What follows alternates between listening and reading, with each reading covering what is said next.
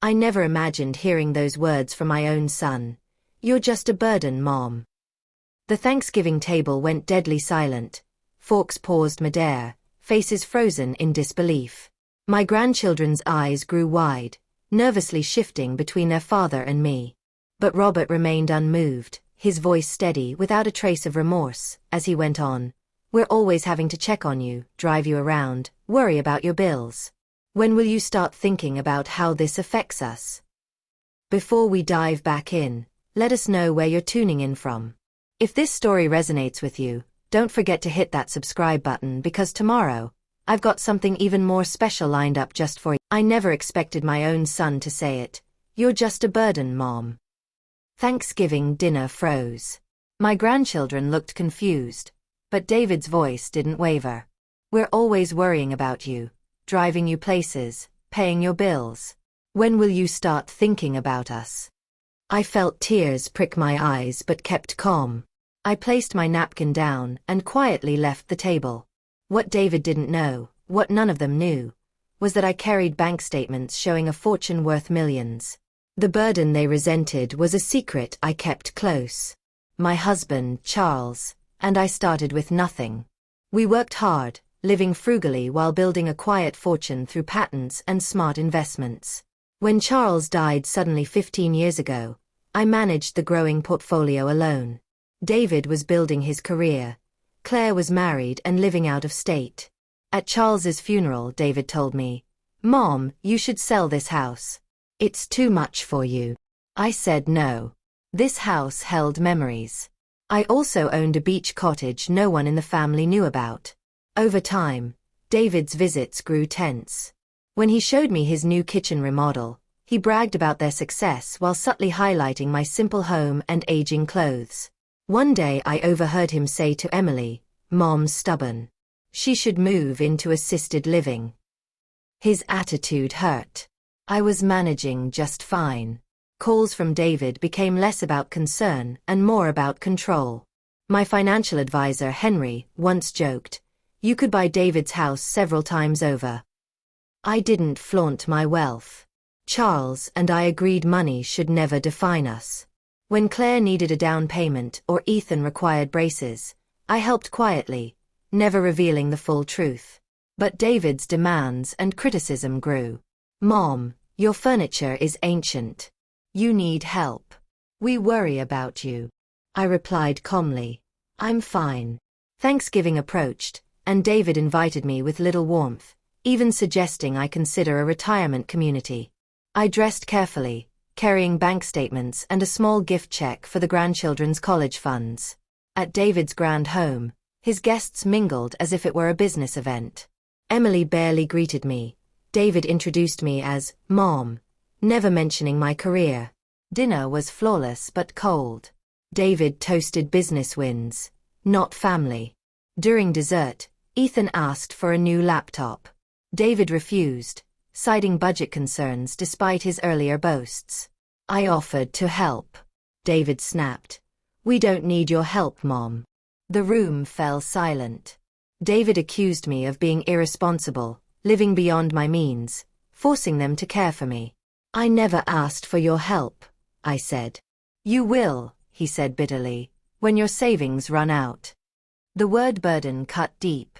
I left quietly, hugged my grandchildren, and walked into the night. Driving away, I realized my silence had allowed David's misconception to grow. Instead of going home, I drove to my secret beach cottage. I stood in the dark, the sound of waves soothing me. The word burden echoed, but now I understood it wasn't about money. It was about truth, respect, and finally reclaiming my story. That night, I resolved, no more hiding. Let me know if you want me to do the next part the same way. You said.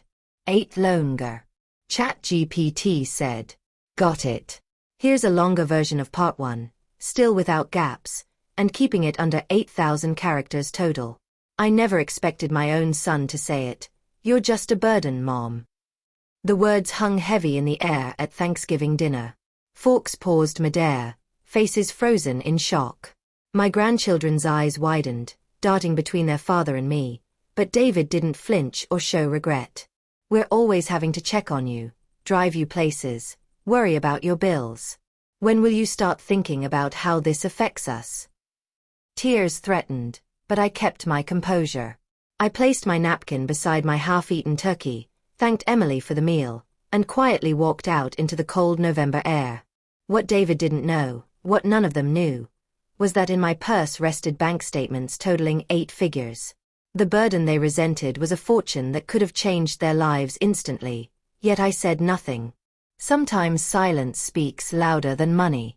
I never planned to keep secrets. My late husband, Charles, and I started with nothing. 2 young people with ambition and grit. We lived in a tiny apartment when I was pregnant with David. I worked nights in finance while Charles labored at the shipyard. When I developed a more efficient inventory system for Charles's company, it became a patented innovation generating royalties for decades. We invested wisely, lived beneath our means, and watched our savings grow. After Charles died suddenly 15 years ago, David was building his career, and Claire had moved out of state. I was left managing a portfolio beyond what Charles and I ever imagined. At the funeral reception, David said, "Mom, you should sell this house. It's too much for you." I replied simply, "I like this house. Your father and I raised you here."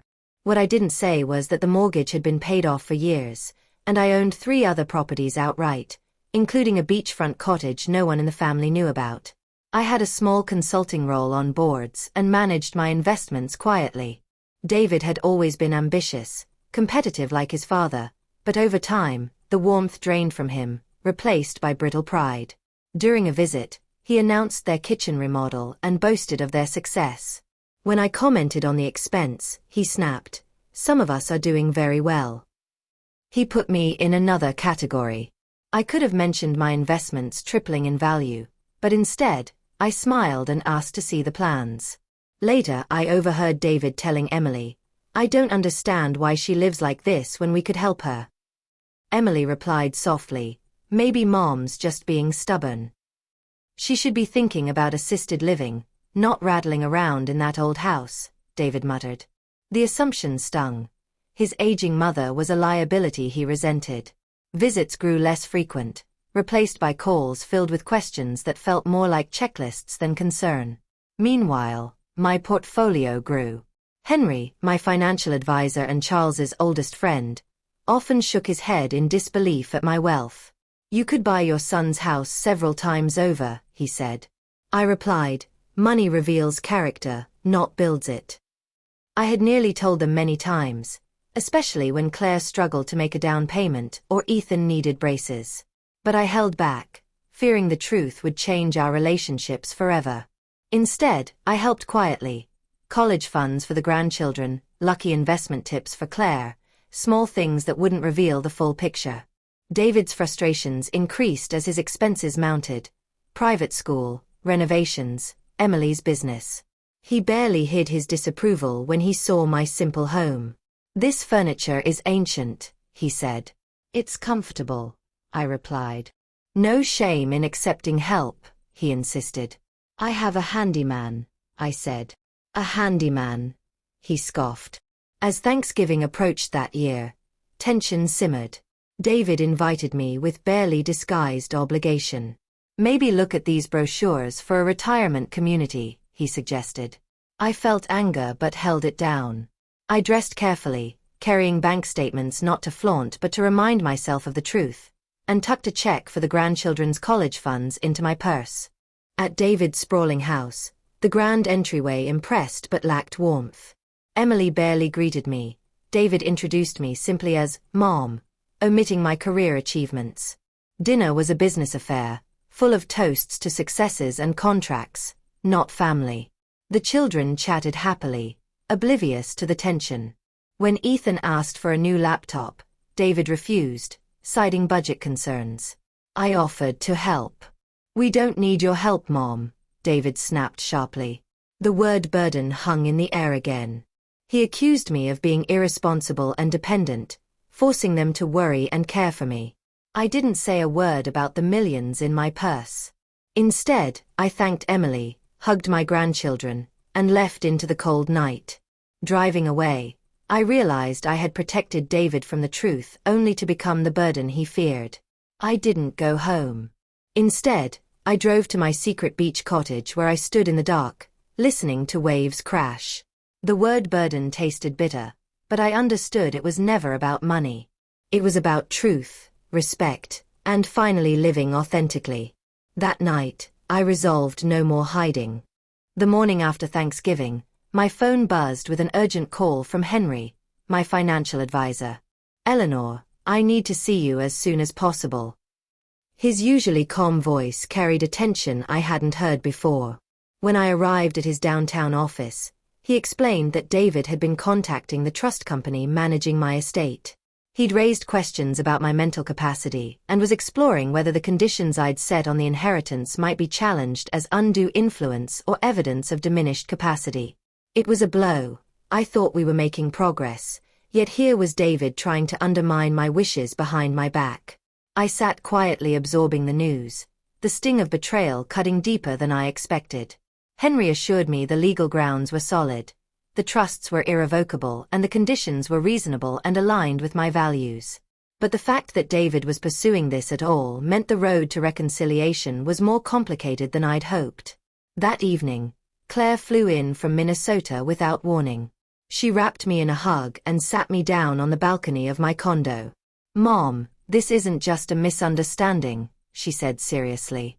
"You need to confront him, no sugarcoating. He needs to understand this crosses a line." I agreed.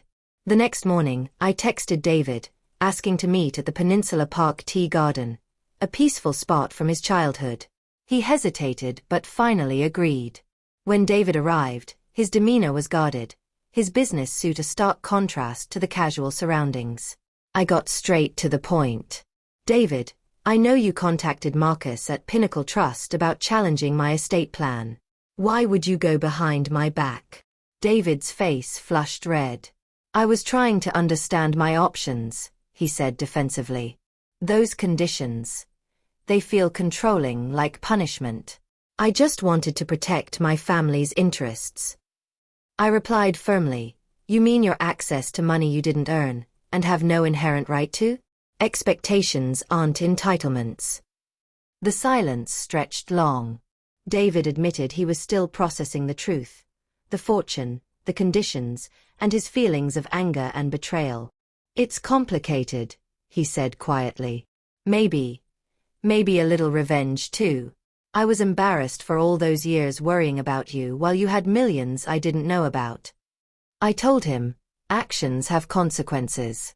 Trust, once broken, is hard to repair. How you respond now will define our future relationship. He asked if I was threatening to cut him off. I shook my head. "I'm stating facts, not threats." He sighed, the weight of it all visible in his posture. I screwed up. I acted out of anger and embarrassment, without thinking about the consequences. "That's a start," I said softly. "Now comes the harder work, living transparently, respecting boundaries, even when it's difficult." Over the following weeks, David and I tentatively rebuilt our connection. He called more, invited me to family dinners, and started opening up about his feelings. At one dinner, he surprised me by raising a glass to new beginnings, and finally seeing each other clearly. It was tentative, but real. David even shared news of his career shift, scaling back his corporate clients to focus on non-profit mentorship programs. "It's the most rewarding work I've done in years," he told me, eyes shining with new purpose. He'd established a scholarship fund for first-generation college students, modest now but growing. "I named it after you," he said quietly, "because your example inspired me, the resilience, the integrity, living by your values." I was deeply moved. "Your father would be so proud," I told him, my voice thick with emotion. One night on the deck of my beach cottage, David spoke of his struggles with control and perfectionism. "I'm working with a therapist to understand why I react the way I do," he admitted, vulnerability breaking through his usual armor. "That takes courage," I said. "Recognizing patterns is the first step to change." He nodded, sharing how Vanessa had given him an ultimatum, to seek help or risk losing their marriage. "I wasn't seeing clearly," he said. "I was too focused on maintaining an image." We talked long into the night, the ocean waves providing a soothing backdrop. He apologized again for calling me a burden, for dismissing my opinions. The simple apology, free of excuses, lifted a weight from my heart. He asked, "Do you think Dad would be disappointed in me?" "No," I answered firmly. "He'd be proud of the hardest work you're doing, examining yourself honestly and choosing to grow." Months passed. The relationship slowly healed, no fairy tale reconciliations, just steady progress. We began monthly family dinners rotating between homes. The beach cottage, once my secret refuge, became a beloved gathering place, especially for Sophie, my granddaughter. David shared his latest project, a youth mentorship program for underserved communities. He talked with passion about helping kids discover purpose, a value he finally embraced himself. The secret fortune no longer hung between us as a barrier but became a part of a fuller, authentic life. The word burden lost its sting. It became a reminder of the difficult journey that led me to live openly and honestly. At 65, I finally embraced my truth, proud of the woman I'd become and hopeful for the family we were becoming. The following months unfolded slowly but with a new rhythm. David and I cautiously rebuilt our connection, each encounter peeling back layers of misunderstanding and pain. The cautious dinners gradually became more relaxed, the conversations deeper. I found myself sharing parts of my life I'd long kept hidden, and David began to let go of the controlling facade he'd worn for so long. One crisp spring evening, we gathered at my condo for dinner. Claire and Paul were there too, and the children played quietly nearby. David surprised me by talking about the scholarship fund he'd set up. "I want Zach and Sophie to grow up knowing that success isn't just about money," he said, looking at me thoughtfully. "It's about character, contribution, and integrity." I smiled, feeling the years of tension begin to dissolve. The next day, David invited me to tour his workplace.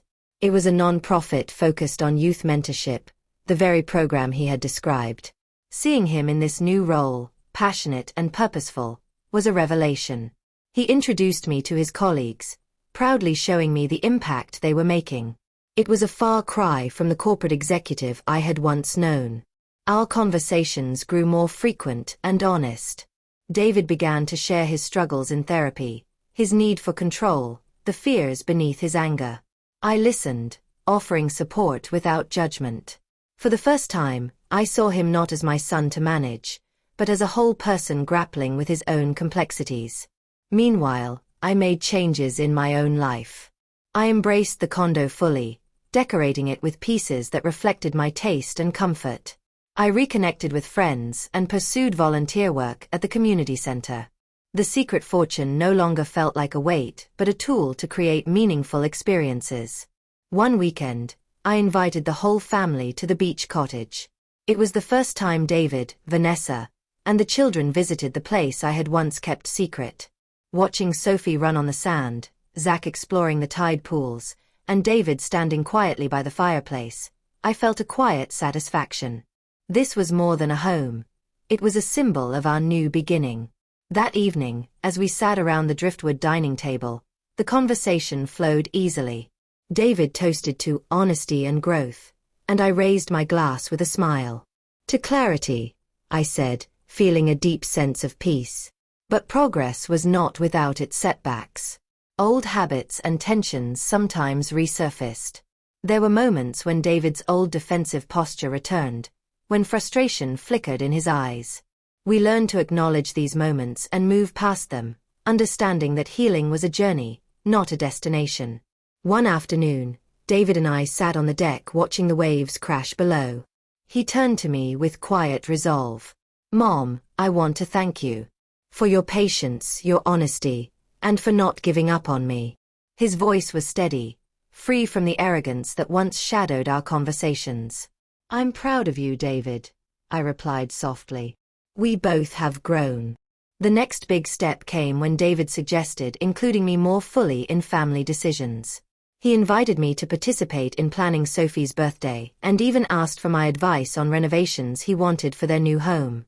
It was a subtle but powerful sign that the roles between us were shifting toward mutual respect and partnership. At work, David's new focus on non-profit mentorship deepened. He told me about a young mentee whose life was transformed by the program, and I saw the joy this brought him. It was as if he was finally connecting with the values Frank and I had hoped to instill in him, not just success but meaning. In the quiet moments, I reflected on my own transformation. I no longer hid behind modesty or silence. I was open about my wealth, not flaunting it but living authentically. The estate conditions remained, a testament to the values I wanted to pass on: integrity, respect, kindness. David had come to understand this not as punishment but as a legacy. Spring turned to summer, and with it came new family traditions. Monthly dinners rotated between our homes, the beach cottage becoming a favorite for its relaxed atmosphere and stunning views. The children thrived in this new environment, free from the undercurrents of tension that once shadowed our gatherings. One evening, after a lively dinner filled with laughter and storytelling, David pulled me aside. "Mom, I want to apologize again, for everything. For doubting you, for the pain I caused. I'm committed to being better." His words, heartfelt and sincere, brought tears to my eyes. "Thank you, David. That means more than you know." We embraced, the long journey toward healing reflected in that quiet moment. I knew there would still be challenges ahead, but the foundation of honesty and respect we were building gave me hope. At 65, I had reclaimed my life, my voice, and my relationships. The secret fortune was no longer a barrier but a part of the whole story, one that included love, struggle, forgiveness, and growth. The word burden that once wounded me had lost its power. Instead, I chose to see it as a catalyst for change, a painful beginning that led to a freer, fuller life.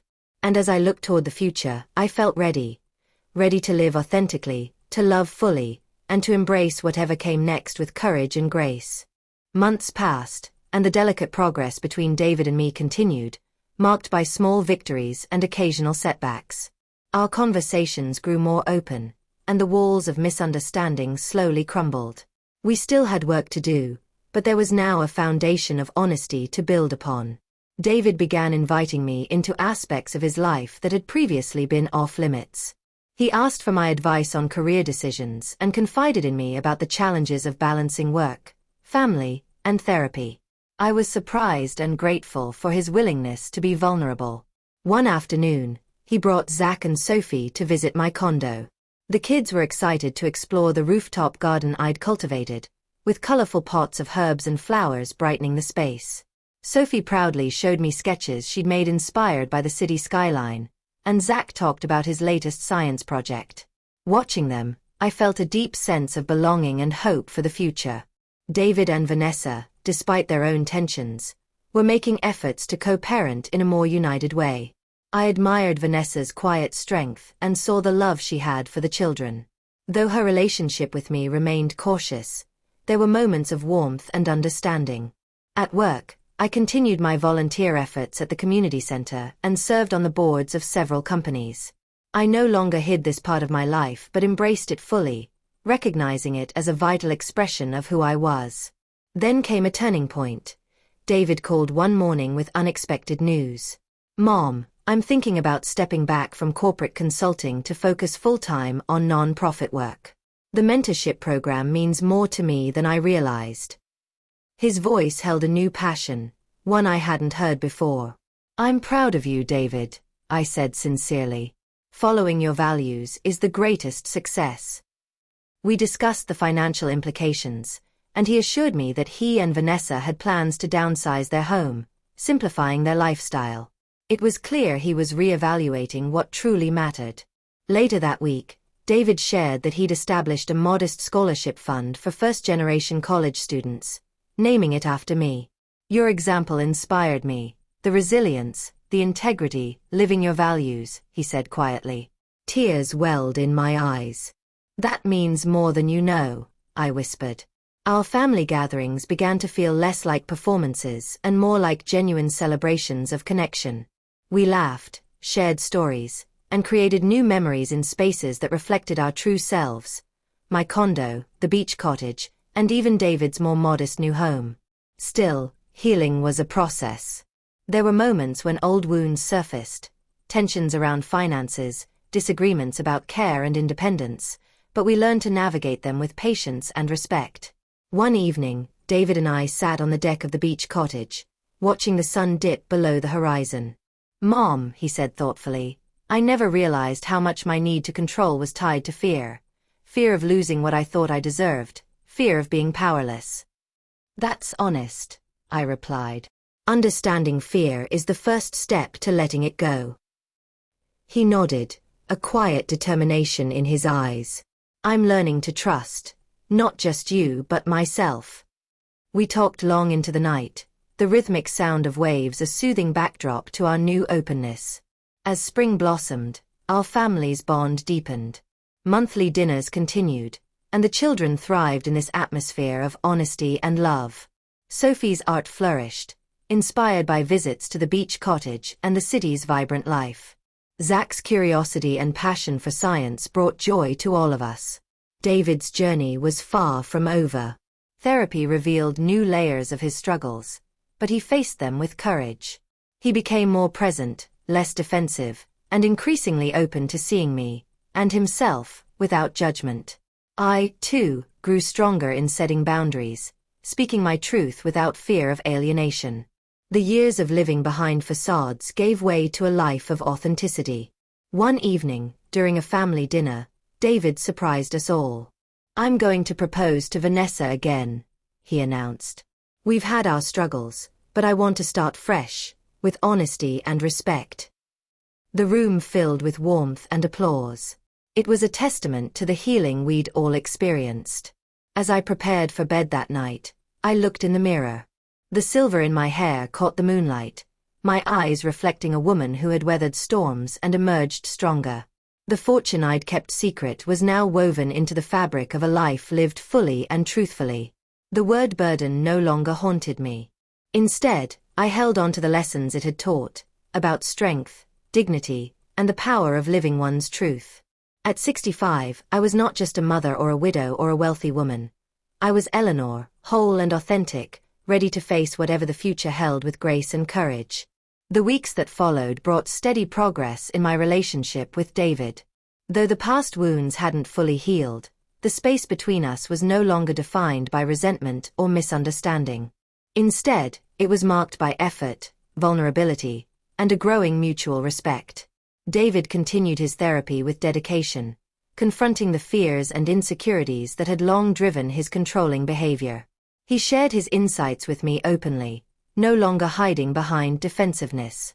In turn, I embraced my own growth, learning to assert my needs clearly rather than silently accommodating for the sake of peace.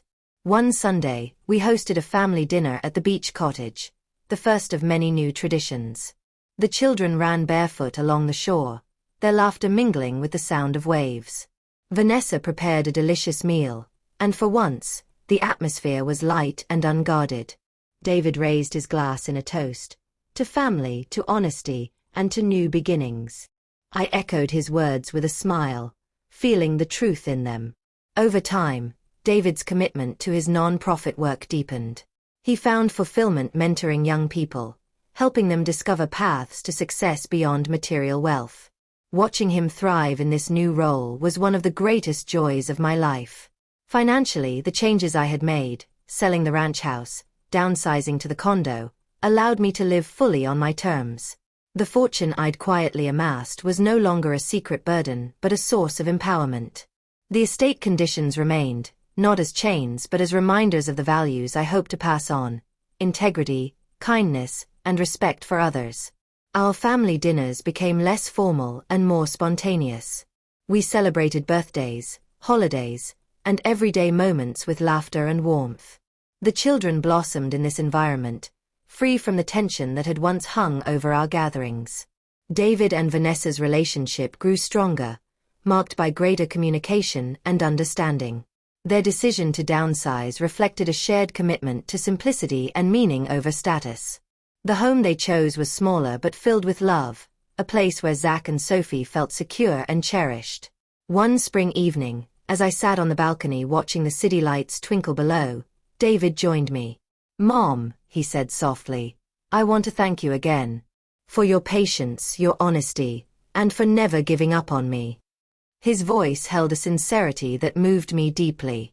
"I'm proud of the man you're becoming," I replied, feeling a warmth that reached my soul. As summer approached, I looked back on the journey with a sense of gratitude. The word burden that had once wounded me now seemed like a distant echo, a catalyst that forced us to confront painful truths and grow beyond them. At 65, I had reclaimed my life and my relationships. I was no longer hiding behind silence or modesty. I was living authentically, fully, and with purpose. The fortune I had kept secret was just one part of my story. The true wealth lay in the resilience, integrity, and love that shaped who I was, and who we all were becoming as a family. Whatever the future held, I was ready. Ready to live without pretense, to love without conditions, and to face every challenge with courage. Because in the end, that was the greatest inheritance I could leave, not just money, but a legacy of truth and strength.